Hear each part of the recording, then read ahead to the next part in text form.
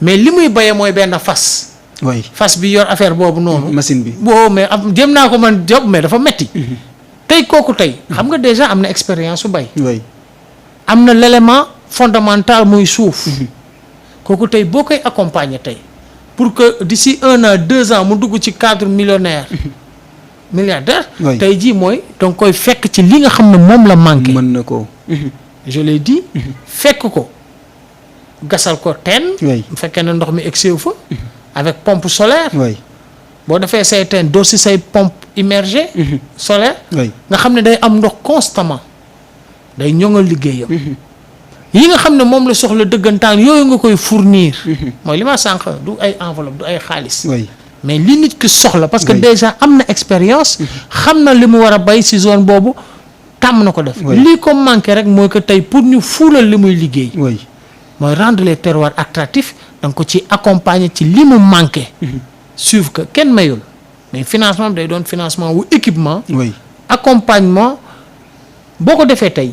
gis nga ki nga xam ne tamit toolam mu ngi nekkoon à côté nekk jeune. dem Dakar oui su ñëwee tabaski. korite benn yoon ñaari yoon gis na Masamba mi ma bàyyi woon fii kat.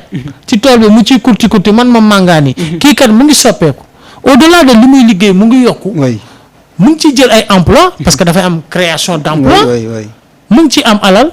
kooku tey dina am motivation tey pour bàyyi. Dellu si waat. jaay ndaamaraas bi. oui ak mouchoir fii. dem exploiter ci toolam buñ ko defalee li nga xam ne loolu la. donc il faut rendre aujourd'hui les terroirs attractifs. ok te liñ ko waxee ci mbéy mi noonu la amee ci meew mi. oui ci élevage bi. tey du yoon. oui d'ici 1 an 2 ans Sénégal di importer ji sunguf meew. oui di importer ji fromage. oui tout ce qui est dérivé du lait.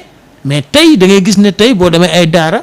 gars yi dañuy am meew mu bari mu jóge lu ñuy def dañ koy suul. et loolu tey bu ñu tegee des ay mini industrie. oui dañ koy liggéey nga xam ne tey Sénégal ci wàllu woowu tey kenn du demati Hollande di fa jëli yenn produits yi. c'est-à-dire bañ a yem rek ci mbay mi mais transformation tamit ñu jëmmal ko. agriculture avec grand A la. da ngay Oui. créer chaîne de valeur. oui grand A la de. yaa mbay mi. Oui. yaa càmm gi. Oui. yaa napp gi. liy wane ne tey tamit ñu ngi moom suñu bopp accord de pêche yi nga xam ne moo ñu njattoon fii. waaw ba suma mbokk lébu yi tey xamatuñu fu ñuy jaar. ba ñu gëjee lekk coof lekk kocc du tey. ba ñu gëjee lakk ndor ci pere bi. du tey tàppagaal kenn gisatu ko. oui tey accord yi nga xam ne tey dañ ko annuler carrément wala ñu taxawal ko stand by ko pour xoolaat ko. loolu dafa bokk aussi ci suñu souveraineté bi ñu bëgg a dem. ok parce que tey buñ ko taxawalee accompagner suñuy nappkat. mais kenn waxatu ko. oui nappkat dafa amoon doole boo xam ne. di tekki ay buumu teraanga. di def loo xam kenn mënu ko mais tey xoolal ñoom sax léegi da ngay gis ne dañuy dugg ci mbëkk mi pour dem mbëkki ji. waaw ñu ci bari. Et c'est extrêmement grave. oui Donc, quand on dit l'agriculture, c'est l'agriculture avec un grand A. Que aujourd'hui, de manière progressive, de manière graduelle, sans pour autant yàkkamti, mais liggéey ko de manière intelligente, bien planifiée, pour que suñu secteur primaire yooyu ñu dooleel ko. Gis nga buñ ko defee, des na tuuti Sénégal ëpp lay doon. ok Sénégal neex na defar mais li gënoon am solo mooy volonté politique. Et je sais que la volonté populaire est là. wane nañ ko ci lii passé. Oui. Maintenant cette volonté politique bi nga xam ne nouveau dirigeant yi moom lañ taxawee. suñ ko appliqué du ñu waxati sax armée. mais armée bi nation bi yëpp la. oui ñëpp bu ñu àndee liggéey ci fulla ci fayda benn at ñaari at. ñëpp dinañ ko gis seen bopp moo tax souvent su may dégg naan dund gi dafa seet dañ ko war a wàññi nan lañ koy wàññee. oui ba kenn yow cure-dent sax da nga koy jënd bitim réew. nan lañ koy wàññee. parce que moomuñu suñu bopp. oui et cette souveraineté alimentaire si loolu lay dépendre. ok li ñuy bay li ñuy dunde ñu koy bay yére yi ñuy sol. ñu koy defar suñu bopp fii. oui effectivement. société yi fi nekkoon ay Sotiba Simpafric yooyu mën a dellu sewaat. oui ay Bata dellu se ñu gën a dooleel suñu cordonnier yeeg suñu. et cetera artisan parce que ils ont l'expérience ils ont tout. oui et loolu nag ay mesures la ak ay décisions courageuses yoo xam ne. voilà muy volonté politique. dañ ko war a jël parce que foofu la ñu toll. ok c'est important. alors sant yàlla justement pour clore ak mbéy mi. oui circulaire bi génn démb. lii di nga xam ne moom mooy engrais minéraux bi. oui donc type bu ci mel ni NPK. 6 20 10. fournisseur ñu ngi koy joxe fournisseur bi 3 108 000 sac bi ñu ngi koy jaayee 6 000 francs. ok NPK 15 15 15 ñu ngi koy joxee fournisseur bi 393 000 sac bi mu ngi génnee 8 500. ok NPK 15 10 10 ñu ngi koy joxee fournisseur bi 339 000 sac bi mu ngi génnee 6 500. ok NPK 10 10 20 ñu ngi koy joxee fournisseur bi 369 500 sac bi mu ngi génnee 10 000 francs. lii di MPK 9 23 30 ñu ngi koy joxee fournisseur bi 478 000 lii di prix sac bi mu ngi njëgu sac bi mu ngi jar 11 500. DAP ñu ngi koy joxee fournisseur bi 552 000 sac bi ñu ngi koy jaayee 12 500. urée ñu ngi koy joxee fournisseur bi 375 500 sac bi ñu ngi koy jaayee 10 000 francs. lii di phosphate naturel bi nag ñu ngi koy joxee fournisseur bi 100 000 francs. waaw donc loolu ay mesures la pour accompagner béykat bi ci atum 2025 jàpp 2026. ok waaw loolu mooy wàllu mbéy mi lu am solo la Guèye sànq wax na lu am solo muy béykat bi nga xamante ni benn fasam la yor benn machine am xam nga kooku lim mën a bay bariwul te li ëpp ci ñoom daanaka dañuy bay rek pour lu ñu dundee. léegi nag loolu bu ci nit ku am ay ambition nekkee da ko fay bàyyi rek ñëw ndakaaru nekk fii di toltalaan wax ni itam ci côté éducation bi moom itam lu am solo c'est-à-dire que foofu it fay na fa ay bor yoo xamante ni ameeloon nañ ko amaana ay jàngalekat waaye itam ay recrutement yoo xamante ni def nañ ko pour dooleel ñi nga xamante ni ñooy jàngale. mais loolu c'est important parce que xam nga moo tax gis nga gars yi wax dëgg fa yàlla war nañ leen sant quoi. parce que gars yi dañu ñëw si dëkk dañu ñëw fekk réew moo xam ne dañ fi fekk ay bor kese mais aujourd'hui li ñu war a laajte mooy comment l'État a réussi à régler toutes ces questions là te ba tey dégguloo fu ñu àbbee FMI xaalis c'est ça qui est extraordinaire ci ñoom liggéey bi ñu def pendant 1 an ba tey àbbuñu FMI xaalis ils se sont débrouillés pour régler les priorités à partir de nos propres ressources moo tax ñuy insister beaucoup ci nos propres ressources parce que dañu xam ne Sénégal dafa am ay poches yoo xam ne dañ ci doon sàccee xaalis bés boo fàttee poches yooyu Sénégal mën naa génne loo xam ne tey bu ñu demee bay lebit la ñuy leb du bari mais malheureusement dañ doon bàyyi nit ñi di sàcc ñuy continuer di leb di leb di dugal ci càcc gi waaw ñi koy leb ñooy càcc waaw ba pare dañuy sàcc li nekk ci fii ba pare lebaat sàccaat ci di gagner double mais da ngay xool nan nga mën a comprendre ay ngandum entreprise nekk fi au moment où le petit enseignant mu ngi fay impôt entreprise bi nga xam ne day brasser ay milliards mais du fay c'est-à-dire que loolu kenn mënu ko wax tey boo ñëwee ci système d'exonération bi nga xool ñaata la ñu wax ne moom la ñu exonéré ci ñoo xam ne sax waruñu leen woon exonéré c'est des fonds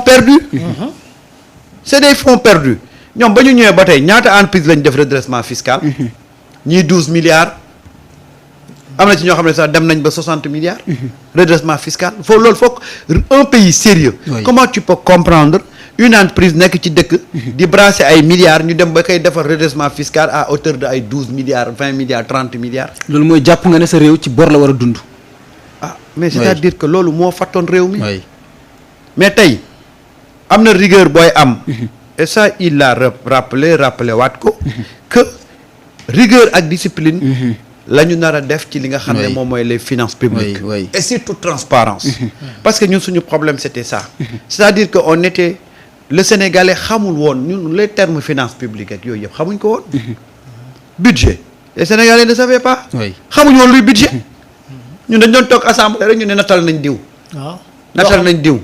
mais xamuñu on ne savait même pas les mécanismes mais aujourd'hui parce que njiit yi noonu lañ la formaté noonu la ñu bëgg parce que ñoom dañuy dund nelaw te kuy dund nelaw doo bëgg ko yeewu de waaw noonu la ñu formaté en réalité parce que laluñu ko ci dëgg ak ci transparence moo tax ñu doon def yi ñu doon def moo tax chaque fois ma ne golo yàq nañ tool bi te ni ñu ko yàq dafa doy waar donc Samba mën nga continuer moo tax ci passage boobu le président il dit le gouvernement s'est engagé résolument dans un vaste chantier de réforme celle-ci vise l'optimisation des finances locales, une politique budgétaire transparente, la rationalisation des dépenses et la gestion efficiente de la dette pour préserver la viabilité des finances publiques. C'est très important. C'est-à-dire que dañu engagé benn chantier boo xam ne. C'est-à-dire que dañuy ñoŋal li nga xam ne moom mooy les xaalisu dëkk bi. C'est-à-dire que dootuñu jëlati di def dépense n'importe comment. Parce que tey avec le recul. Mais tu peux te poser la question, quelle est la pertinence aujourd'hui du TER? Un projet qui a englouti plus de 1000 milliards. Oui. À l'arrivée. Mais quel est son impact ci doo dundunu askan wi. Est-ce que tey à la place de ces 1000 milliards qu'on a dépensé là. Oui. Est-ce que amul woon lu gënoon a am solo. Important ci askan wi. pour ñu mën ko faa dugal. Oui. D'ailleurs loolu moo waral ñu ne tout ce qui est dépense. ñu ngi ko centraliser à la primature. lépp lu jëm ci exécution des grands travaux. Oui. Il faut que ñu valider ko à partir de la primature. parce que fa la doon dóore. Oui. ndax fa la gars yi doon. fa la doon dóore dóor bi yëpp ci grands travaux de l'État la. ok. ok surfacturation yi. non déggoo ma la. oui. gars yi dafa am ay poches yoo xam ne la commande publique ah ak gis nga les grands travaux ci la gars yu bëri am ay milliards gis nga gars yi jiite réew mi contrairement ak yàqati der yi li ñu doon wax naan amuñu expérience non am expérience. li ñu doon wax ci gars yi. oui oui moo tax ñu dugg ci kàmb gi. ok. am expérience bi. ak homme d'état. foo dégg ñu naan c'est un homme d'état rek defal ndànk. ak secret d'état. oui. état bu jaar yoon. secret défense d'accord naa. oui mais secret état yoo xam ne yaa ngi liggéeyal état yaa ngi liggéeyal nit ñi. loo ciy làq lu ci nëbb. oui oui. ay termes la yoo xam ne. ci nit ñi doon naxe la. kii kat c'est un homme d'état. day xam lu bëri mais du ko wax. parce que nekkul ci dëgg. ok loo bëgg loo làq rek loo ñemañul wax rek dëgguwul. ok et c'est ça la vérité. Absolument. homme d'état moo ñu dugal ci kàmb gi ñu nekk. ok. homme yu am expérience boobu mooy depuis 1960 ba léegi. bébé bi nga doon wax. oui. à 64 ans la yeewu. da mooy day demal boppam. ok. parce que dañu doon wax naan expérience. oui. homme d'état homme d'état. secret d'état. oui. yooyu yëpp ay waxu naxa sa xandal la. c'est-à-dire loolu dañ ko doon muuree ak seen ndëngate gi ñu doon def. waaye déggoo li ma la wax. gars yi en réalité depuis indépendance ba léegi yow sax dafa demoon ba nekk ci gène sénégalais. oui.